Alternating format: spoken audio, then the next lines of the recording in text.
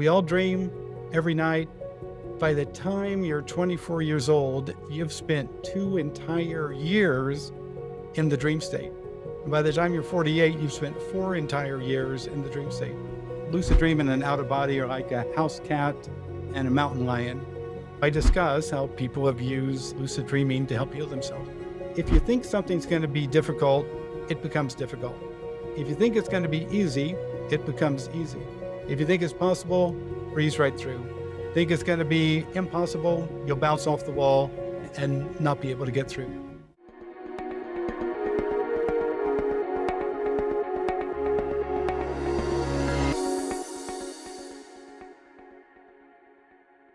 Robert, welcome to the podcast. So nice to have you on, sir. Thanks, Guy. I was just chatting off air. I've stumbled across your work listening to the Way 126 podcast many months ago, and I loved what you had to say. And I've never really discussed the topic of lucid dreaming before, but more importantly, how that can, benefit us and what we can learn from it in our day-to-day life, which is what I'm big on as well. But while we get into that topic, I am always curious to ask this question because I love to hear different people's answers. But if you were at an intimate dinner party and you sat next to a complete stranger and they asked you what you did for a living, how would you reply? So I write books on lucid dreaming, which is becoming aware within a dream that you're dreaming. And I teach people how to see the potential and the benefits in it. What's the normal reaction when you get that? Most people must go, okay, lucid dreaming. Or are they like, what? About half the people, oh yeah, I've had one of those. Oh yeah, that's interesting. And the other half is like, really, you can become aware in the dream state and actually do something of value. And so for some people, it takes a lot of convincing to see the value in it. But for other people, they've got their toe in the water at least, and so they understand the concept. Yeah, it's fascinating. It's funny as you're sharing this, the stories just come to mind, which I've never even thought about before. But an old mate of mine, he's older than me, but he's very analytical.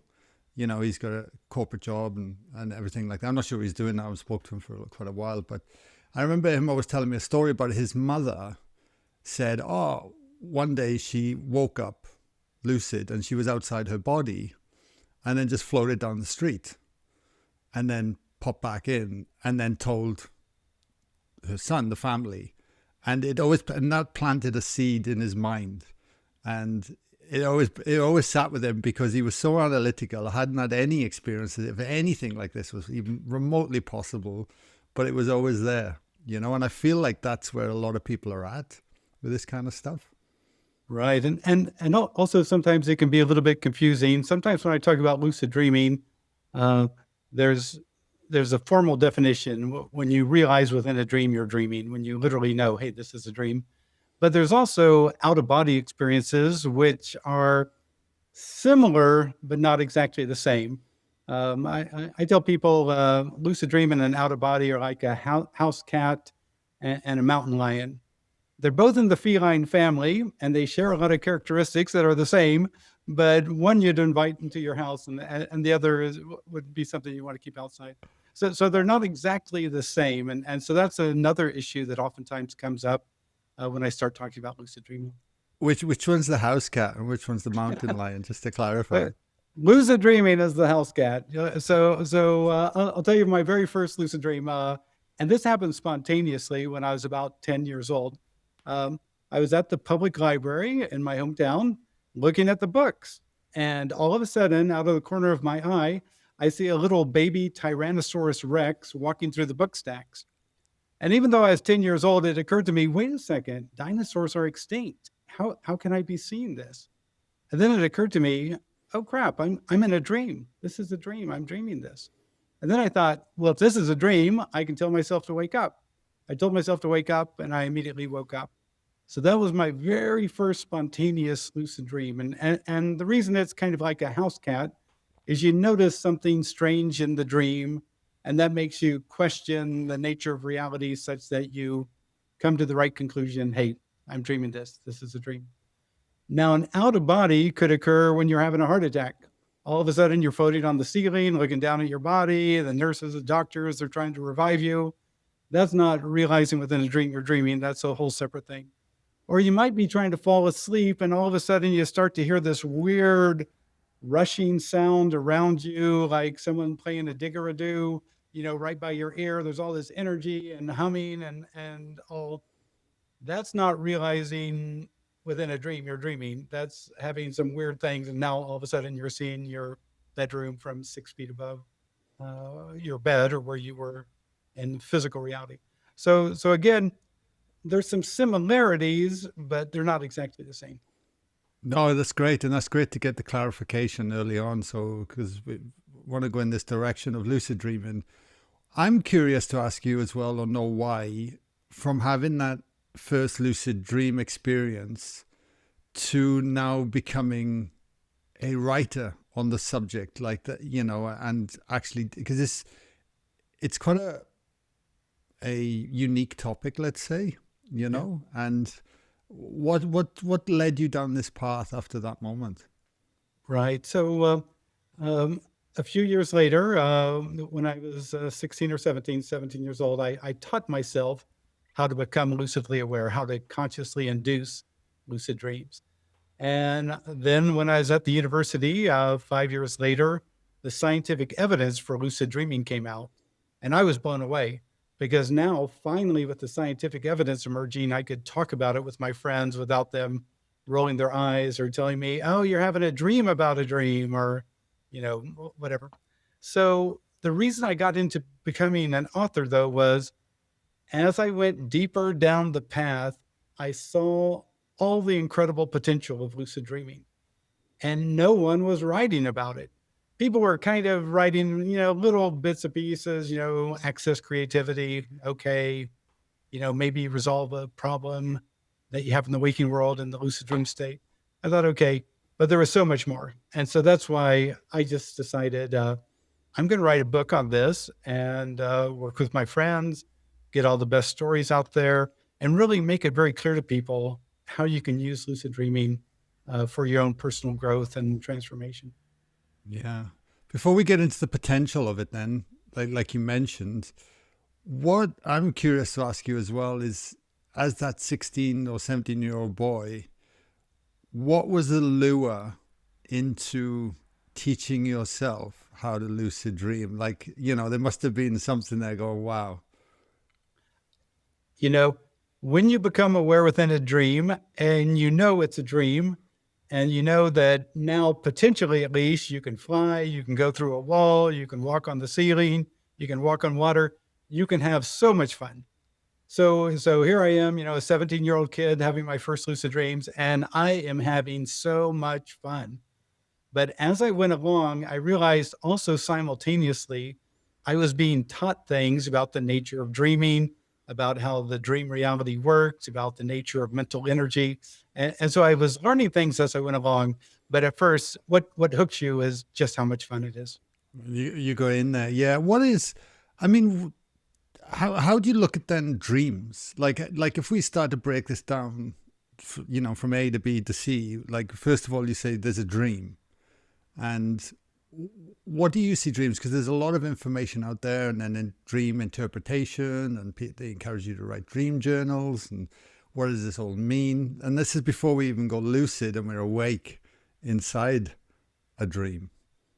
Yeah. So each night, all of us spend about 23% of our sleep time in the dream state. And normally when we're having dreams, we're having also rapid eye movement. And so that's one of the way they scientifically validated lucid dreaming, that they brought lucid dreamers into the sleep lab and they told them, okay, when you become consciously aware, move your eyes left to right 8 times, and that'll get recorded on the rapid eye movement readout. And that'll show that, oh yeah, they did what we asked them to do before they went to sleep. They moved their eyes left to right 8 times. So that's how the scientific evidence came along. But I'm losing your question. Get the heart of your question again. So ultimately, why do we dream, and what are dreams? Yeah. Before we get into lucid? Yeah. So if you met with folks scientifically, what they would say is that Part of dreaming is information and memory processing. Part of it is emotional processing. They can see that we process emotions. Uh, some of it has to do with there's some sort of accessing creativity, but because we put together disjointed ideas in the dream state and come up with a new clever solution. So those would normally be the things, memory processing, emotional processing, creative resolution of issues. Normally, that's what they would say that dreaming is involved with. But what they would literally say, though, is they honestly don't know because the thing is, all mammals dream. And oftentimes you'll see your dog or your cat over there sleeping, and all of a sudden they're moving their paws, or you'll see your cat moving his arms like it's ready to pounce on a mouse. But they're in the dream state, and that Mm. that's why that's occurring. But we all dream every night. When you think about it, by the time you're 24 years old, you've spent 2 entire years in the dream state. And by the time you're 48, you've spent 4 entire years in the dream state. And so when you think about something that we don't know anything about, but we do a lot, that's the world dreaming. And that's why lucid dreaming is so important. Wow, that really puts it into perspective when you say it like that. 4 years, Right. the time you're So 48 so years old. yeah, so imagine if you were 2 years in Japan, you'd know the culture, the language, the foods, and all that. You'd be kind of a mini expert on Japan. But by the time we're 24, you've spent 2 years in dreaming. What do you know? And for most people, it's virtually nothing. And so that's why dreaming is that kind of blue ocean. And lucid dreaming opens it up so you can explore, you can experiment, you can do your own scientific experiments, and you can do your own personal experiments with friends. Wow. So are you saying that then essentially those four, let's say for those 4 years, I'm 50, right? So I'm just past 48. So there's 4 years I could have blown of my life so far, like some of my other years when I'm awake. But those 4 years I could actually be nurturing almost like a self-development process for my own sense of growth, even in, that would then appear into my day-to-day life. Right. And so one of the beautiful things in and of itself is just dreaming. So some of my most profound experiences have been dreams. Sometimes you have precognitive dreams, you'll have visitation dreams where deceased loved ones appear. You'll have all that. Plus, you'll have a lot of normal dreams that just show you, oh, yeah, I have some fear or anxiety about, something that's coming up in my life. That's all great. But when you add lucid dreaming into the mix, when you become consciously aware, and now you can begin to relate with dream figures, you can begin to relate to these issues with your own conscious awareness intact. Now, all of a sudden, it takes it to a whole new level. Yeah, so let's talk about that potential then. What that potential is, because how do we get it from being a novel thing? Because I've definitely had lucid dreams and I've had out of body experiences. I've kind of experienced too, and they do kind of merge, like you say, in some ways. But with the lucid dream, how do we get it then from being a novel thing, like you say, a fun thing to do, to actually harnessing its potential of Right. what it can do for you? So I've been on this path for more than 40 years. And so I'll just tell you how it worked for me.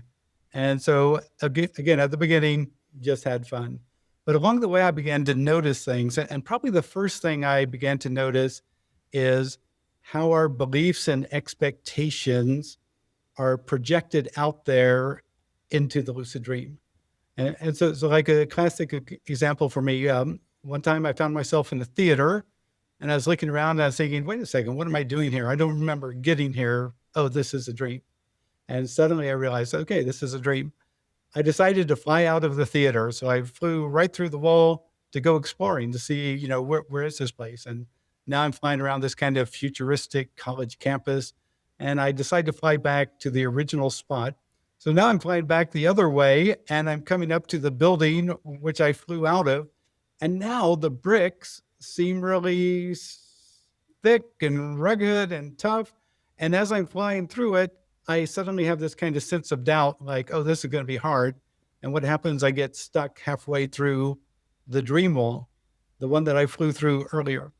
And what it showed me was how my fear, my concern that this was going to be tough made it so. So that's what you begin to see is if you think something's going to be difficult, it becomes difficult. If you think it's going to be easy, it becomes easy. If you think it's possible, breeze right through. Think it's going to be impossible, you'll bounce off the wall and not be able to get through. So that's what I began to learn at first. And that's what my dreams were showing me, that my beliefs and expectations had to be aligned with my intent in a positive or at least a neutral fashion in order for me to achieve what I wanted to achieve. And that was probably the very first lesson that I learned, the importance of belief and expectation. Wow. And think about how much we do that in our everyday life because we've experienced it before. Or, you know, we're on autopilot 95% of the day. And we just, oh, this is going to be hard today. And then we take that intent, that expectation into anything. Right. You know what? A lot of people talk about how we create our own reality or we help co-create our reality. And that's what you begin to see in lucid dreaming, that, oh yeah, if I think and believe and expect X, I'm going to get X. And so if I want to change the dynamic, that outside thing out there doesn't need to change. What needs to change is my thinking, is my relating to it, is my believing and expecting.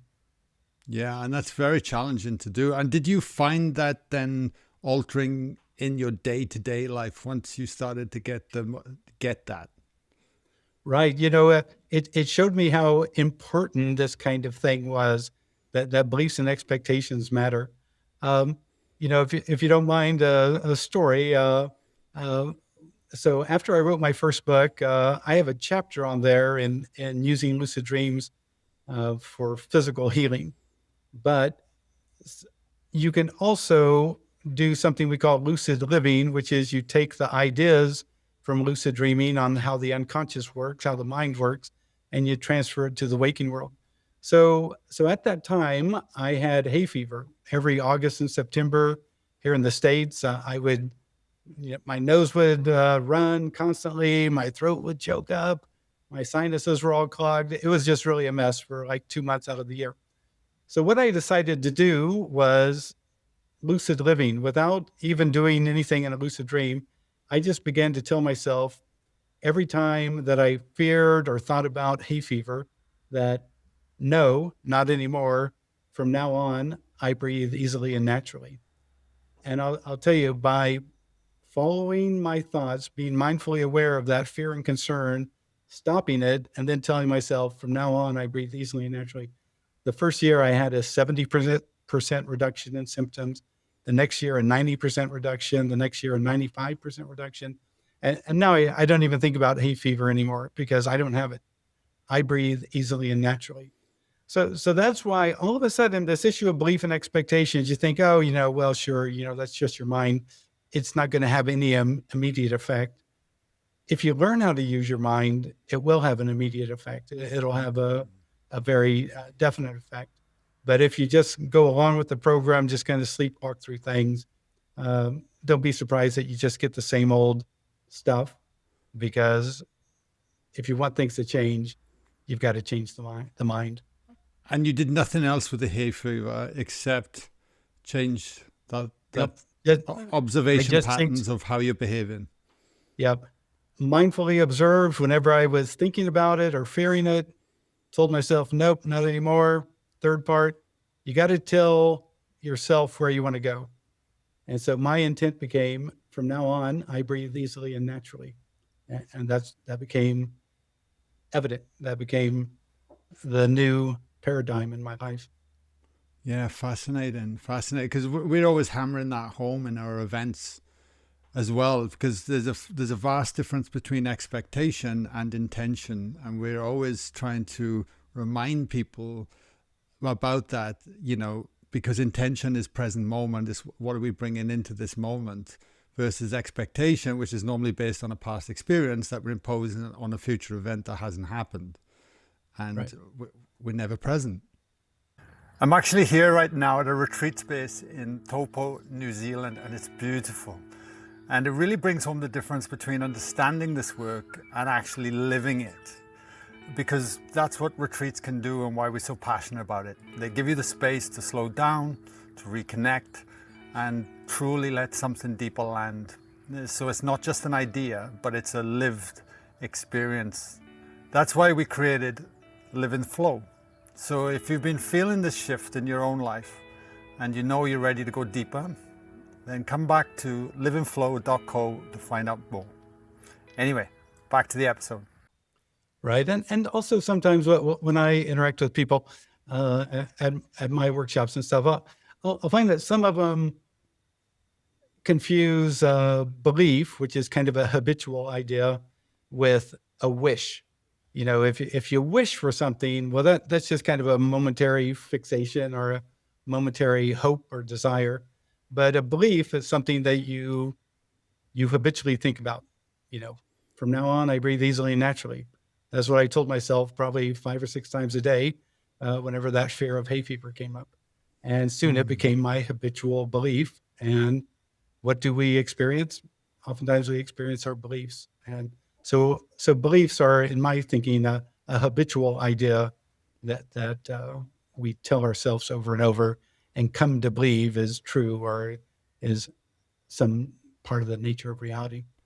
Yeah, interesting. And all that came from lucid dreaming first to, I guess, really challenge your own belief systems, and then you could take that into the day-to-day, right? Which is, I think, is the key here. Right. Lucid dreaming helped me see the truth of it, because there's a lot of psychological studies, like there's some psychological studies done here in the U.S. Long ago in the 50s and 60s, where they told these teachers, oh, this next group of students you're getting for the coming year are the top performers. They're the absolute best and whatever, even though the researchers knew that they were just an average, randomly assorted group of students.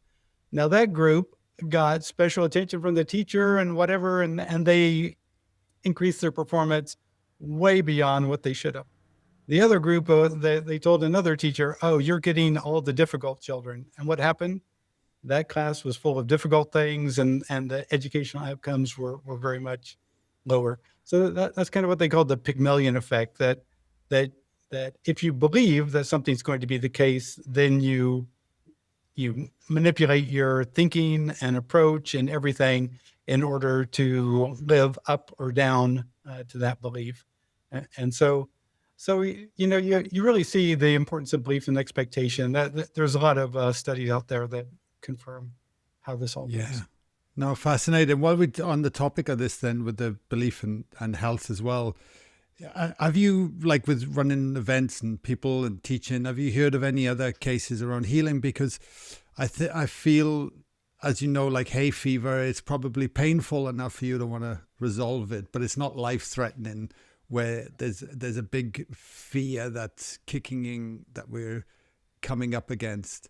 And especially right. in our reality, like let's say you got a diagnosis of a terminal illness or something more severe. Yeah. When our reality or the systems, let's say, that's all they see and that's all, there's never anything else outside of that. It becomes much more challenging to be that present and mindful of the thoughts without getting pulled into that fear pattern. Yeah. So this is how this works in the lucid dreaming state. So in my first book, I have an entire chapter on lucid dream healing, healing the physical body.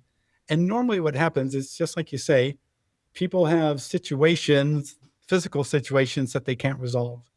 And often they go to the doctor, they take all the medicine, nothing's happening. There's no improvement. And that's when they start looking around for alternatives. Like, how can I escape this? And so like there's one gentleman, his name was Ray Brannon, who sent a story into to me about how he got over his gastroesophageal reflux disorder. People call it GERD here in the States. But basically, he went to the doctors couldn't help him. They gave him all types of medicines. None of the medicines worked. Basically, it got so bad that this guy had to sleep basically leaning up against the wall at night, because if he laid down flat, his GERD would be so bad, it was just totally painful. So this was going on for a while. He reads my first book. He comes to this chapter on healing. And so, I discuss how people have used lucid dreaming to help heal themselves. He sees the example, he becomes lucidly aware. And the first time he wasn't quite ready. He really hadn't thought out a plan. That's what I always encourage people to do. You got to think out your plan, because sometimes in the lucid dream state, you can't really work through the steps of how you should go about it. But anyway, he tries to heal himself in his first lucid dream that he had. He said he woke up, maybe is 10% better, 20% better, but he realized he hadn't enacted a plan. So the next time he becomes lucidly aware, he has a whole plan figured out. He enacts the plan in his lucid dream. He said when he woke up, he just felt like a changed person. He said he knew that a healing had taken place. And after that, he didn't have to lay against the wall at night to fall asleep and sleep upright. He could lay on his back and sleep like a normal person. There's another example I heard from my friend Ed Kellogg. He had a friend who had painful plantar warts on her feet.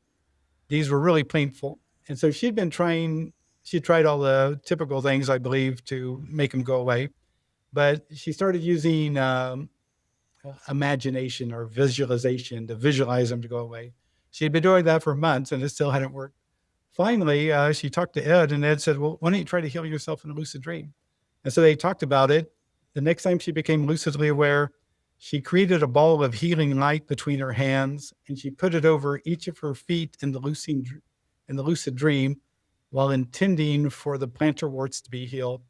She said that when she woke up hours later, overnight, her plantar warts had turned black, and within 10 days, they fell off and they never returned. So that's a little bit more of a kind of dramatic, you actually see something in the morning has changed and now there's a difference. But there's lots of examples of people who've used lucid dreaming and reported very quick healings or just sudden transformation. There's been some that are just so fantastic that even I'm blown away when I get reports of people sending me their healing lucid dreams. It's amazing, isn't it? Yeah, no, I'm fully on board with that. We see it at our retreats, especially when we spend 5 days together. Like, I'm convinced now, after working with thousands and thousands of people, there's, like, you could say energy block or light block or emotional charge where there's a trauma or something has occurred.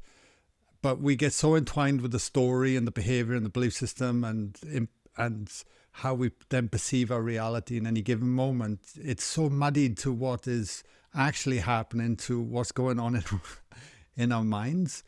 And right. It's crazy. We literally just had a lady who had a 40 reduction in cancer. She retested coming out of the retreat, where we did, because she got out of the way and it allowed the body to heal. We did like a large intention of healing, and a being came in and told her to let the light in, and she surrendered into it, and she's a different human being now. You know what I mean? I recall one woman had out of control menstrual bleeding, and the doctor said, if this doesn't get fixed in naturally in the next week, we're going to have a hysterectomy. So she decided that she's going to try to have a lucid dream to heal it. She had devised a plan, and she became lucidly aware. She remembered she wanted to heal her body. She began to put energy into her dream hand, and then she was going to put that healing energy, stick it into her uterus and heal everything. But right as she's getting ready to do that, there was kind of an inner voice who told her, first, heal your heart. And she realized, oh, okay. So now she sticks a handful of healing energy into her heart, heals it first, and then she goes ahead with her plan and heals her uterus and all. And she woke up and the bleeding had stopped, and the doctor said, oh, no bleeding, no hysterectomy. Call me back if you ever have troubles. So you're right. Sometimes there's inner issues. And this woman mentioned that when she was a teenager, her father passed away unexpectedly. And she'd always kind of carried this kind of whatever, guilt, shame, unhappiness, whatever, misgiving, whatever it was. And first, I think by healing her heart, then it connected with all the other issues. And she can move forward from there. So Yeah. again, you're right. So sometimes there's beliefs, ideas that have to be moved out of the way to let the energy through. And that's one of the beautiful things about lucid dreaming. Sometimes my lucid dreams have shown me my limiting beliefs that need to be resolved, or the fear that's keeping me contained in my comfort zone that needs to be resolved if I'm going to continue to grow. And so that's another beautiful thing about lucid dreaming, those kind of psychological or emotional barriers that keep you from becoming your more true self. That's amazing. And what do you think that's teaching? Because I'll still plug away at the lucid dreaming part in a sec, but I just going off on a tangent slightly. Is the question is, what is that then leading to of who we really are? If you're having these lucid dream experiences that are potentially showing you for greater growth, who's doing the showing, right? Like, yeah, that's the $60 million question right there. I'll tell you what happened to me. So I'd been lucid dreaming for about 10 years, and the scientific evidence had come along about 5 years into my lucid dreaming. So now people were talking about it and thinking about it. I got involved in this Lucid Dream Explorers group where every month we had a goal to achieve. And this went on for 3 years. And the great thing about that is having goals to achieve, you really learn how you work, and how to achieve things. But the goal this one month in 1985 was find out what the dream figures represent. And so I thought, oh, that's easy. I can do that. I became lucidly aware, followed this woman into an office. Now I see 3 women there and this guy in a 3-piece suit. And I walk up to him and I ask him, excuse me, what do you represent? And instead of the dream figure responding, which is what I thought would happen, all of a sudden a voice from above him boomed out a partial response. And so it didn't really make total sense. So I looked up into space and I repeated what I'd heard and said, now what? And suddenly it was like that voice had to think about it, and it boomed out the full response of what this figure represented. And I thought, okay, I've achieved the goal. I'm going to wake up and write that down. In the morning, I thought, why didn't the dream figure respond? Why did this non-visible voice respond? And so then that's when I began to think, is there an awareness behind the dream? In lucid dreaming, can you interact with your unconscious mind or your inner self? And from then on, I began this whole experimental program. In my lucid dreams, I would ignore the dream figures, ignore the dream setting, and I would just ask questions. And all began to receive responses. Sometimes it would be a verbal response. Sometimes the entire lucid dream would change in response to what I had requested, giving me a symbolic answer and all these symbols out here. And that's when I realized, you know what? I think lucid dreaming shows us that we have an inner self, that there's really an inner program going on where we're being educated and kind of helped along the path, especially when we're smart enough to realize that and on occasion reach out and ask for help. There's like a larger part of ourselves that that's running under the surface. Right. And it's always there. And I mean, I think a lot of us kind of understand that because occasionally we'll get intuitions that are kind of like, whoa, where did that come from? And if you follow through, oftentimes you're blown away. You'll get a sense that you need to call your sister, and all of a sudden you dial the phone, you call her, and she goes, oh, I can't believe you're calling me. I was just thinking about you, and I need you to help me with this issue, and whatever. You get this kind of confirmation that this inner world sometimes has information and ideas that if you follow through, you can see the truth of them or see them come to light. Have you had any experiences where you've lucid dream and an event or something occurred and then it's occurred in your day-to-day life? Like, oh, I just dreamt that. Or Yeah, that's how I got so interested in dreaming to begin with. When I was a little kid, sometimes in the dream state, I'd hear somebody say something, just like a really strange phrase. And then 5 hours later, I'd be on the playground with my little friends. I'd be 8 years old running around, and someone would say that exact same phrase. And I'd remember, I heard that in my dream, hours earlier. So I think that's what really got me to see that, that there's something to the dream state. There's something actually kind of magical or special about it. But in lucid dreaming, sometimes you'll see that as well, where you'll do something, something will happen in the lucid dream, and then you'll wake up. I'll tell you, here's a funny story. So my wife and I had gotten a small cat. The cat was like 6 weeks old. It was an Abyssinian cat, just a really beautiful cat. Here was the thing about this cat. I worked out of my home office, and so I'd be there on my phone with clients, or I'd be typing away on my computer. And what would the cat do when I was on the phone? Well, it would start to meow, and so after a while, I got used to throwing my cat out of the office in the morning, and I'd just shut the door. And then at noon, when I'd go down for lunch, there would be the cat, and I'd go down. Anyway, one night I see my cat in a dream, and suddenly it begins to speak to me. And it says in a little cat voice, "Would you play with me?" And all of a sudden, I was just blown away. I thought, okay, now I realize this is a dream because I'm talking with our cat. And so in the morning, I thought that was so strange. And I began to talk to the cat. I said, "Look, I'm really busy today, but here in an hour, I'm going to come out and we'll play." And so when I came out, I told her we're going to play this game called tag. And here's how it works. I touch you, you're it, and now you have to chase me. And once you touch me, then I'm it, then I'll chase you. For the next 10 minutes, we were running around the house playing tag. The little cat would actually just touch me on the foot and run and turn around, run the opposite way. It was the wildest thing. Another time, the cat appeared to me in a dream, and it told me how it wanted to be held. This was a cat for the first 2 years. You couldn't pick it up because it would scratch you and you'd have to drop it to the floor. So it showed me, it wanted me to put out my arm like this, and then it would put its haunches here and its front legs up there. That's how it wanted to be held. I woke up from the lucid dream and I stepped outside, and the cat was exactly where it had been in my lucid dream, just 30 seconds earlier. I put out my arm just exactly like it showed me. It jumped right there, put its haunches there, put its thing there. I walked down to the breakfast table. My wife flipped out. She said, "How did you get it to allow you to hold it?" I said, "It came in a dream and told me how it wants to be held."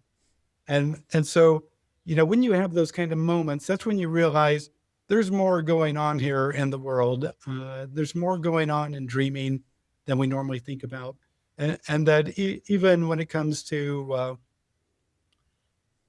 communication, we've come, I believe, to understand that we have an inner awareness and inner self, but we also realize that we can interact with other selves, even animal selves in the dream state.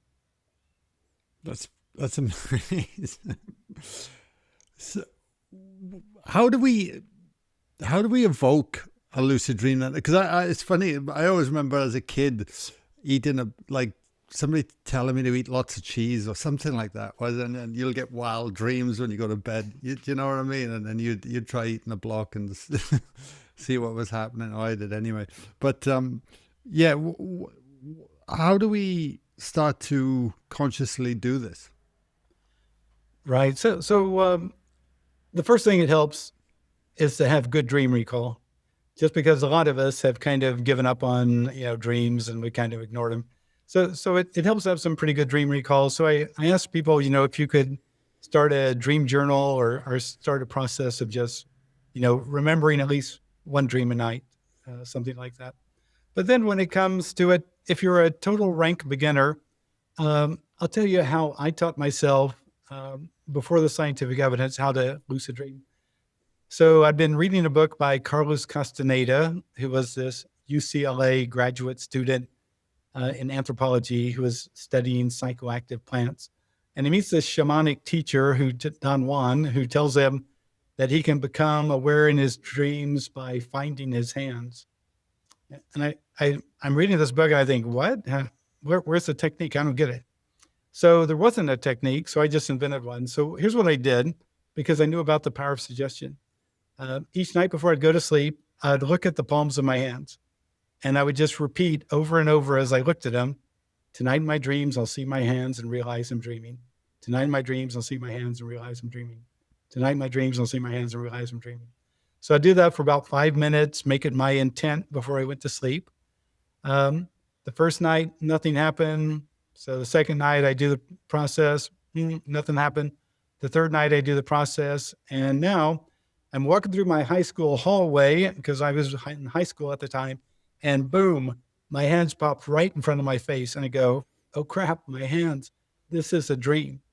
And suddenly those students up there, I knew they were dream figures. And I reached over and touched the nearby wall, and it was cool and nubby, just like it should be. But I went out of the hallway into another area and just had a fantastic lucid dream. So that's how I taught myself. Yeah, it's kind of like a conditioned response. When you see your hands, the first thing, this is a dream. Climbing a ladder, see your hands, this is a dream. Open a door, see your hands, this is a dream. I just taught myself that the sight of my hands meant I should ask myself, am I dreaming? Or I should just confirm this is a dream. So anyone can use this kind of technique. It's kind of based on that Pavlovian idea where he'd ring a bell and present food, and he'd ring a bell and present food. He could ring a bell and the dogs would salivate because they'd come to expect it. They came to believe that they'd have food. So now it's the sight of your hands is the stimulus. The response is, this is a dream. So a lot of people have used this technique to have their very first lucid dream. And the thing I like about it for a beginner, it's something you can focus on before you go to sleep, and it can help you have that very first lucid dream. How do you stop yourself from waking up? Because I've had many of those moments when they go, oh shit, I'm in a dream. And then, poof, you're awake. Yeah. In my workshops, that's kind of complaint number one for a lot of folks is the lucid dreams are way too short. And so here's what I learned, especially in that first 5 to 10 years, is that when you become lucidly aware, you have to not get overexcited or too emotional. You have to keep it within a certain range, because if you get too excited, oh my God, that's a lucid dream, boom, you'll wake up. So if you get too excited, so let's say if I became excited, things I could do is tell myself immediately, stay calm, calm down, because almost any vocalized intent in the lucid dream will immediately be acted on, or any thought about intent will be immediately acted on. Or if I become lucid because I see something exciting, then I just look down at the floor, something boring, just to reduce that emotion. So that's the first thing I realized is you had to keep your emotions in a certain level. It's not that you can't get happy or whatever, but it's just if you get excessive, it's kind of like a circuit breaker, you'll pop out. So once you're in there, that lucid state, and you realize that you're awake, you're consciously awake in a dream. So you're cognitively there. Do you then, how do you explore that landscape? Could you actually think like, oh, I want to see the pyramids, and then you go to the pyramids, or do you let the information present itself to you? Or like you said, you started talking to your inner self. Like, how do we then navigate that Right. point? So yeah, that's a great question. So one thing, especially for beginners too, is you have to be a little bit careful that you don't just return to regular dreaming, because oftentimes you become lucid, you don't get too excited, so you stay in there, and now you're exploring, but you get so captivated by what you see that you return to regular dreaming. So it helps to remind yourself, if you're a beginner, every 30 seconds or so, this is a dream, I'm dreaming this, or that's a dream car, here comes a dream, truck, whatever, just to keep reminding yourself of that. But here's what I'd say when it comes to space is that at the beginning, this might not be an easy thing to do, but there's things that you can do if you learn how to do them. Again, it involves belief and expect. So for some people, they might go in search of a mirror. And if they find a mirror, they'll announce, when I jump in this mirror, I'll find myself outside of the pyramids. They jump into the mirror, and boom, there they are at the pyramids. But you can see kind of a little bit of a hypnotic suggestion there. If I do this, then that'll happen. So if I jump through the mirror will be a portal and I'll find myself in the pyramid. So you see how they're kind of using their belief and expectation and intent actively in that process. Because if you believe it's impossible, nothing's going to happen. But if you believe it's possible, oh yeah, when I jump through this portal, this mirror, I'm going to get there. That's how I can do it. Or you could do something like this. When I turn around, I'll find myself in Paris. And as you're sitting there thinking, okay, I'm going to turn around, you can imagine the Eiffel Tower and the, Champs-Élysées, and all. Just turn around, boom, there you are. But you begin to see that your mind is kind of connected to all of this. Sometimes it's fun just to walk through a hall and open up closed doors just to see what's behind them.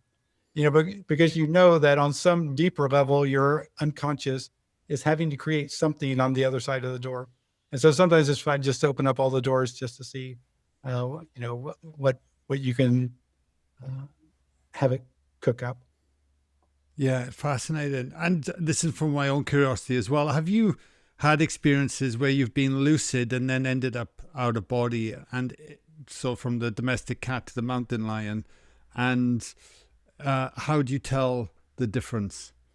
Right. So I started thinking about this because I think maybe some other friends had told me that they thought it was definitely possible.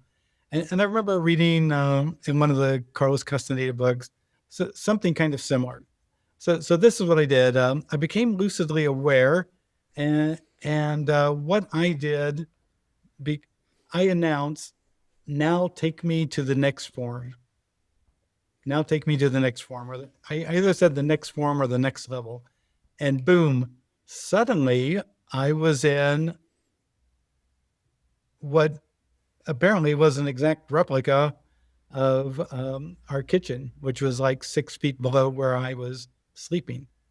And I was really stunned because now I'm in an OBE state. I know enough about OBEs to know that I'm in a different state. And I look outside and, it's early morning. The branches are moving, the wind's flowing. And I think I've got to go exploring. So I zoop out of the window and I'm flying around the neighborhood.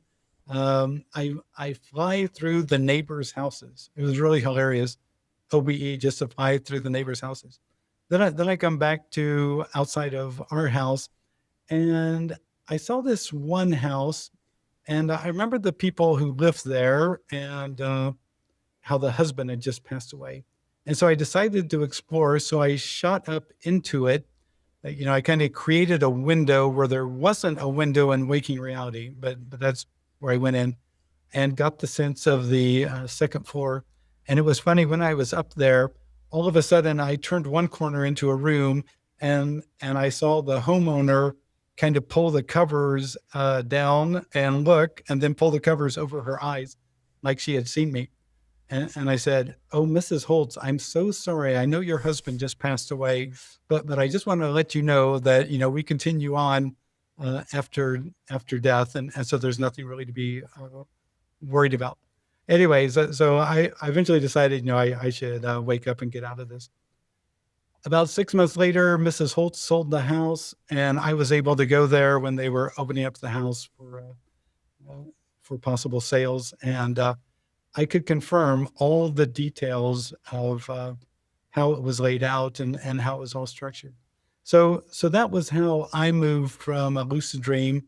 I just announced, "Now take me to the next form," or "Now let me go to the next level."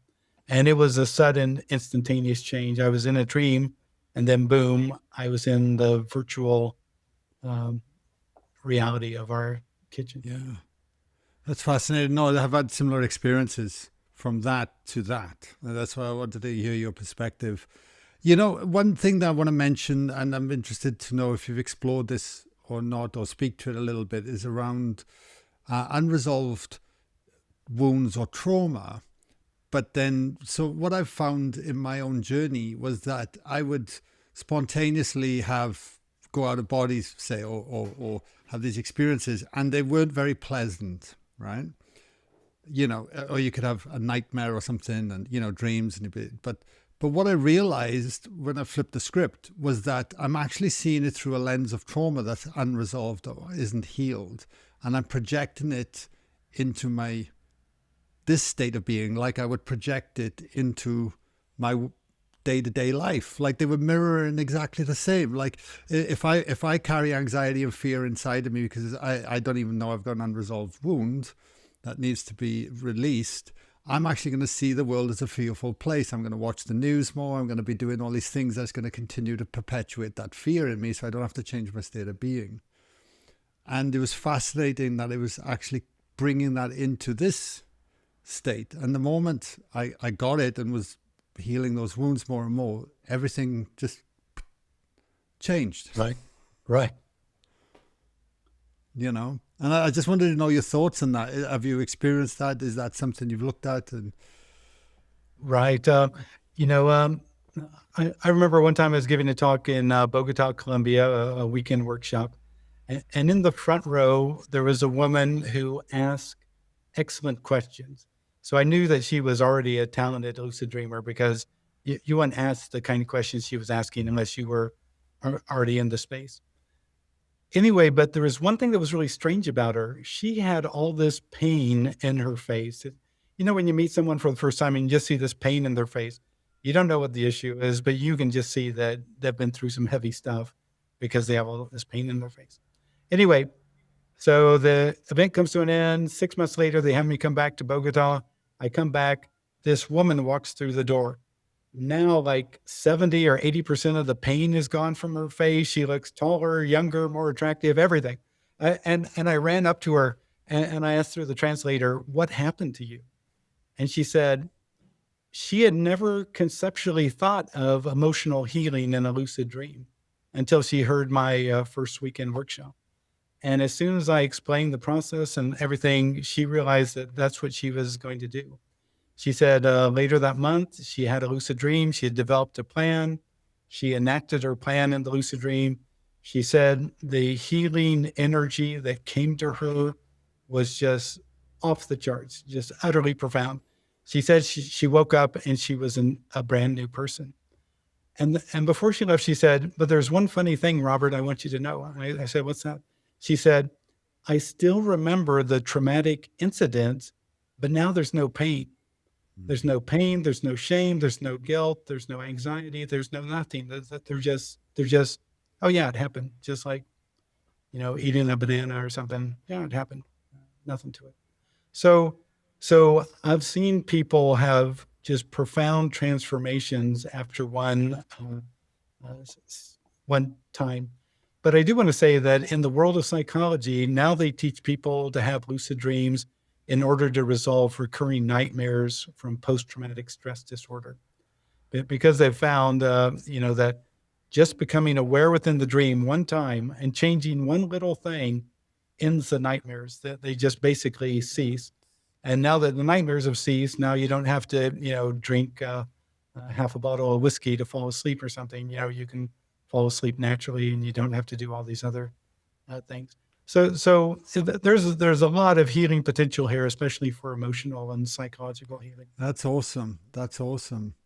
The my trail of thought, because I with trying to think where I was going. It's gone. I was like, I got to get in there for a sec. It's just completely gone. Maybe it's too early in the morning for me. That's it. But do you find that? Oh, that's right. What I was going to ask you as well. There's two things. One is, do you find it affects your sleep? Do you wake up tired or energized the next day? That normally after a lucid dream, I wake up kind of energized. I mean, it's like, I wrote a great poem or I did something incredible. I feel energized. So rarely do I hear people wake up and feel exhausted or something. For me, it's all fun. There's no work involved. Yeah, no, that's beautiful. And what I was going to ask you, when you run your events or workshops, are you actually getting people to fall asleep and have a lucid dream, or are you just teaching the technique? So how do you do it? Like, do you have a pajama party and you're all up till 4 a.m.? That would be fun. Uh, no, normally the people just practice the techniques before they go to sleep or during the day, and then they report their lucid dreaming. You know what? One thing I do want to say: to be a frequent lucid dreamer, uh, scientifically, you just have to have one lucid dream a month. And so just the fact that Oh, you've had a lucid dream doesn't mean that now all your dreams are going to be lucid. That's not how it works. Most people would be happy to have 3 or 4 lucid dreams a month. gotcha. Yeah. And if people want to get into it, what book would you recommend, mate? Like that you've done, or where to start? Yeah, if you want to get into the techniques about how to become lucid and how to stabilize it and then go on and explore, my second book, Lucid Dreaming Plain and Simple, is for you. If you're already deep into lucid dreaming and want to have your mind blown, read my first book, Lucid Dreaming: Gateway to the Inner Self. Yeah, okay. The mind blown sounds good to me. Is it it's just fascinating, mate. It's fascinating. Before we wrap up, is there any question you wish I'd asked you that I haven't yet? Just to make sure we've covered it. We've covered the basic topics, but again, I do want to say, when it comes to potentials, you can use lucid dreaming to access creativity, to resolve emotional issues, to resolve physical issues, to engage with an inner self, and also you can do spiritual practices in a lucid dream. You can meditate in a lucid dream, and you'll have your mind blown. So the list is endless, but it helps to read about people who have gone through the process. So you see, okay, that's the method they use. There's kind of an approach that you have to take here. You can meditate in a lucid dream. You can meditate. You'll have your mind blown. You'll go so deep, so quick. It's incredible. And the people who have meditated consistently in lucid dreams, after 5 or 6 times, they report that during their waking state, now their meditation practice is different. What used to take them 20 minutes to get to a certain level, now in 5 minutes they're there. It's like in the lucid dream, they cleared out all the brush and they just made the path. I'll try that. I'll let you know if I get there. So in your first book, does it come up with like all these different ideas that you could try and do and that kind of thing?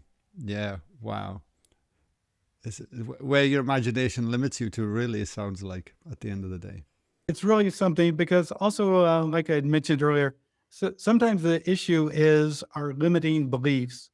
As I went deeper into lucid dreaming, I'd hear my inner awareness say, trust, nothing to fear. Or I'd look up in the sky and there'd be a giant banner that said, trust, nothing to fear. Because as you keep going deeper and deeper, that's when you have to allow in and kind of surrender to some interesting experiences. But if you do so, you'll be the beneficiary. And how beautiful is that when you getting those messages about trust, nothing to fear, and how that's going to show up in your day-to-day life when you have to make these decisions and follow your heart more and start applying it, right? Yeah, you begin to realize that oftentimes that's the issue. By kind of adopting a sense of trust and fearlessness, then you can really access things that before were impossible. Mate, Robert, you're a good man. I love this podcast today, chatting to you. Honestly, I'm just so intrigued by what you had to share. Where can people find out more about your work if they want to, jump on board? Yeah, you can check out my website at lucidadvice.com. You can check that out. Also, I do a free online magazine, The Lucid Dreaming Experience. So luciddreamingmagazine.com is another place where you can learn more about me. That's amazing. That's amazing. Is that all you do full time? Write books and teach people how to lucid dream? Yeah. That's my life. You live in the dream, mate. Yeah, I have a dream job. Yeah, I have a dream job, guy. I love it. Robert, thank you so much, mate. That was awesome. Really appreciate you. Thanks. Thanks.